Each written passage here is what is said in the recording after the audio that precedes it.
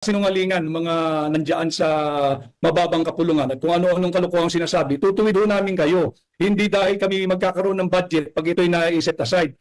Pera niyo po ito eh. Kayo naglagay ng mga halaga dito eh. Kayo ang diretsong makikinabang dito eh. Linalabanan lang namin. Bakit? May karapatan kami. Pera ng Pilipino ito eh. At wag mo nang lokohin ang sambayan ng Pilipino. Huling-huli na eh. Ulitin ko, daig ka pa. Nung pinakamalayong barangay, diyan sa Kongreso, marunong silang magpasa ng tamang budget. Hindi katulad mo, hindi katulad ninyo. Tigilin nyo na yung pangbubudol ninyo. Kung dinala na po, meron na pong petition na kini-question po sa Korte Suprema yung pong GAA, 2025 GAA ni na Congressman Isidro Ungab and Attorney Vic Rodriguez kasama ibang po ng samahan. They wanted the SC to declare it po unconstitutional yung budget. Sila naman po ay malayang gawin yan, pero kami naman po ay we stand by our position that the 2025 GAA is lawful, valid, and fully enforceable. Ang paliwanag, simple lang naman po, ang enrolled bill na, in short po, ang sinabit po ng Kongreso na General Appropriations Bill ay complete. At yun po ang naging basehan po ng 2025 CAA. Ma'am, you also mentioned in a statement na yung pag-ratify ng revised or yung corrected version ay unnecessary. Ma'am, can you elaborate lang and found out? Opo. So, as I said, yesterday, merong dalawang omnibus provisions sa ating BICAM report. At ang isa po doon is that in case of conflict between the BICAM report and the printed version of the bill, the latter will prevail.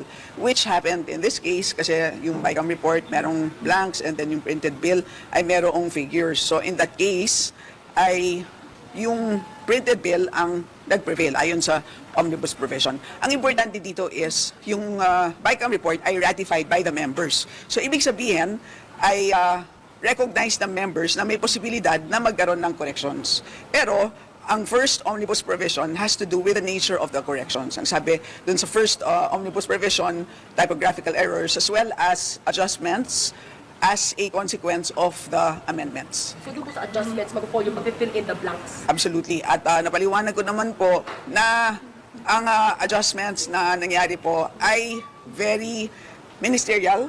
Ibig sabihin po, makikita po natin na these are based on the Senate Committee report, based din po sa HGAB, based din po sa, actually you will also see some of the figures in other portions of the BICAM report itself, and as well as BICAM discussions.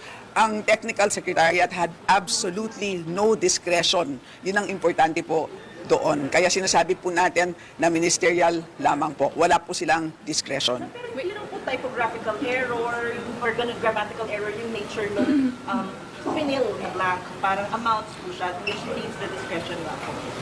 So, again, I stand by our position na meron pong typographical error in a sense that merong sinabi doon na amount na amended pero hindi naman amended because the figure is the same. So clearly, typographical error po yun. Meron ding in one page na formatting error. So clearly, typographical error yun. And the rest po would be adjustments as I had described to you. And as I said, ang importante po doon ay walang discretion po ang ating secretariat sa kanilang paglagay po or pag-report. Actually, ang nangyari po doon is ni-report po ang mga figures na napagkasunduan na po ng ating BICAM members. So, pero I just want to make a distinction. So, kung ang ginawa ay naglagay ng figures na on their own at hindi pinag-usapan, yun po ay mali, yun po ay unconstitutional. Pero sinasabi ko po sa inyo, hindi yun ang nangyari. So, yun ang dalawang distinction. At again, as I had explained, lahat po ay ayon sa reports na existing na po. Bali yung blanks, meron ng sure figures yun. Yes. Yes, lahat po. So ano yung reports na yun? Senate Committee report, the HGAB, the other portions of the BICAM report itself. Kasi merong main tables, kasi ang blanks po are in the special provisions. Doon po nangyari yun. And, so na-mention ko na, Senate Committee report, HGAB, the BICAM report itself. Are you willing to provide us the copy of the enrolled bill para po mapagkumpara namin yung pong fill up at saka yung blanco dun sa BICAM report? Kasi yung mga critics, sinasabi nila, paano magkakaroon ng typographical error? Blanco nga. So they're saying na yung blanco daw po sa BICAM report should be dapat zero din or blanco daw po yung nasa enrolled bill. Kasi yun daw po yung niratify ng Kongreso, BICAM blank should be zero po sa enrolled bill. So, again, napaliwanag ko na nga po na ang totoo po kasi ay hindi kasi siya zero. Hindi lang po siya na-report. Kaya, ang kinailangan pong gawin ng Technical Secretariat is to report the correct number as they had done.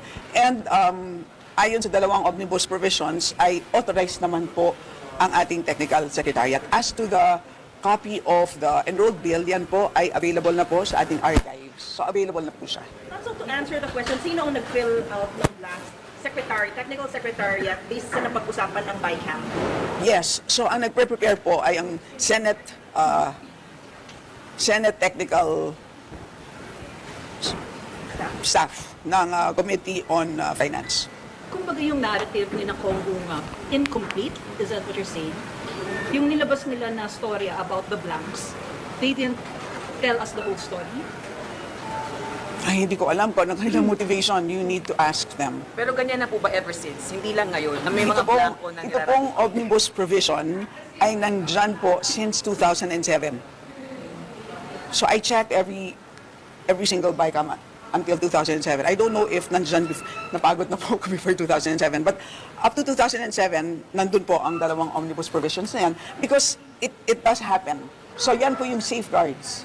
Because nga, once it happens, yung second provision, once it happens nga po na mayroong conflict between the two, ang sinasabi naman po ng members is, once you correct, there is no need for you to come back to us for another ratification. Because alam naman natin na importante yung interest of time eh. Kasi alam natin na kapag we miss out on the deadline, which is the end of the year, magkakaroon po tayo ng reenacted budget, which is a big problem. Alam natin na kapag may reenacted budget tayo, magkakaroon tayo ng negative growth.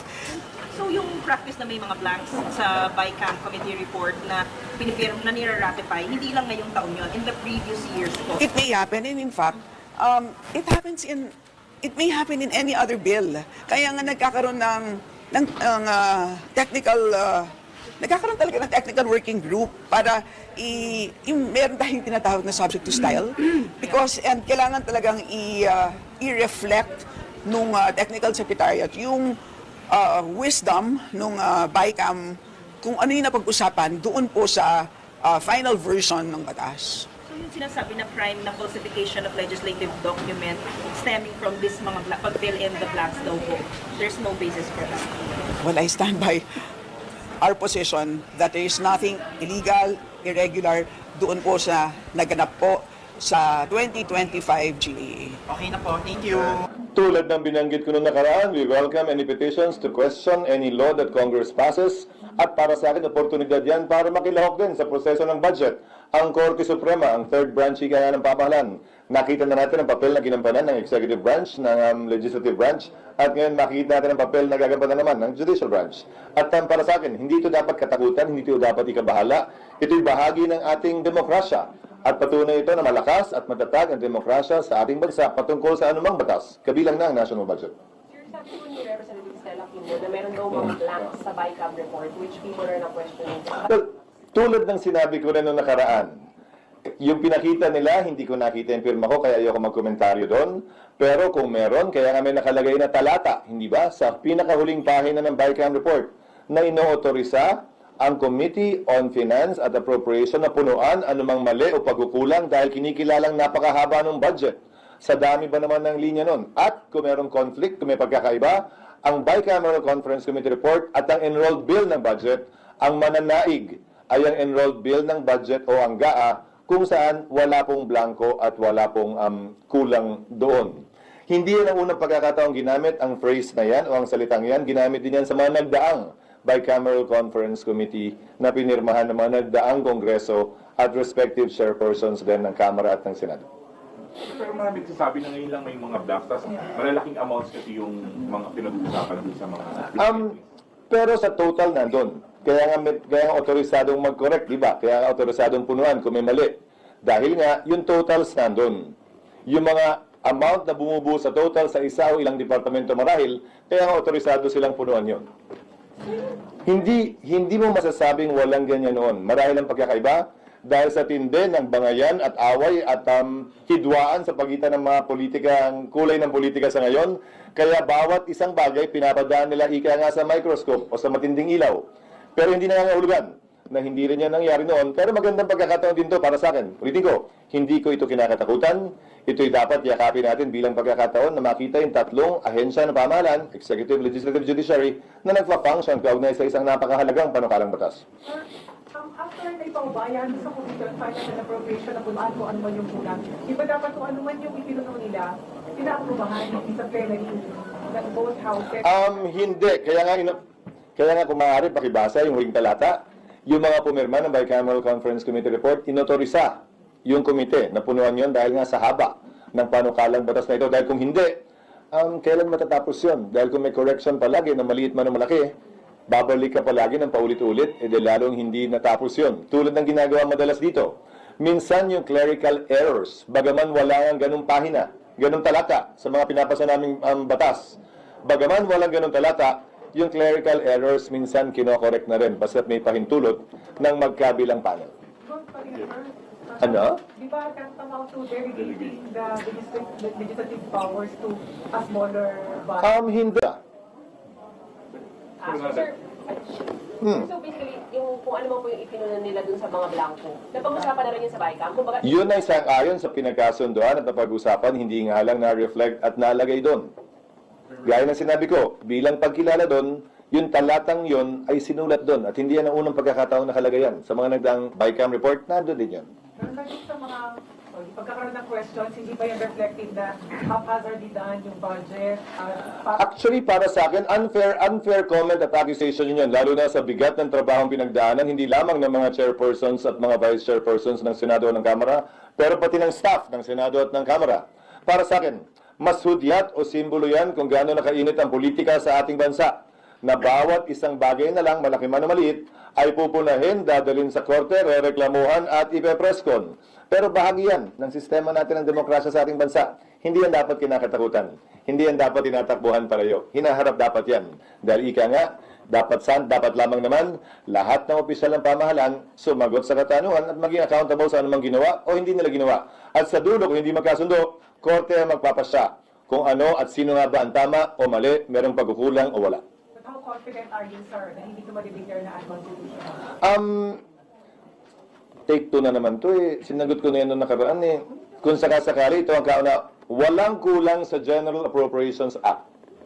Ang kino-question bilang unconstitutional ay batas, hindi report. Ito ang kauna-unahang pagkakataon kung sakasakali na may madedeklarang unconstitutional na report. At dahil doon, yung batas din ay unconstitutional. There's always a first time, pero hindi ko pa nakikita ang nangyari yan. Pero sir, ang tamang proseso, kapag na-ratify na, touch move na dapat, wala nang baguhin. Ulitin ko clerical errors can be corrected at nakasulat palagi talaga yun. Pwedeng punuan ng kulang. Nakalagay yun doon. Pero sa plenary, Pangalawa, may desisyon ng Korte Suprema na kung may pagkakaiba sa journal, sa pinagdebatihan, yan ang katumbas ng Bicameral Conference Committee report sa mas simpleng mga batas. Kung may conflict sa pagitan ng journal at ng enrolled bill, ang tawag dyan, Journal Entry Rule o Enrolled Bill Principle. Nagdesisyon ng Korte Suprema sa mahabang mga desisyon na ang sinusunod at pinapairal na batas sa ating bansa ay ang tinatawag nating Enrolled Bill. Kung ano ang nandun sa batas na pinirmahan ng Pangulo, yun ang batas. Hindi ko anumang report bago nun. At yan din ang sinulat namin sa Bicameral Conference Committee report nga na kung may pagkakaiba ang Bicam report, kulang man, sobra o mali ang total, at yung aktual na enrolled bill, yung enrolled bill ang susundin. Yung enrolled bill ang mananaig dahil yon ang batas. pero once na may mag-question sa Supreme Court, kasama ko ang Senate at House na magpapaliwanag at sasagot. Depende kung sinong, hindi ko pa kasi nababasa, mahirap sumagot at magkomentaryo sa isang kaso kung anong gagawin namin dahil hindi ko pa nakikita yung kanilang petisyon. Kung ano man ang kautusan ng Korte Suprema, ay siyempre, susunod ang sila.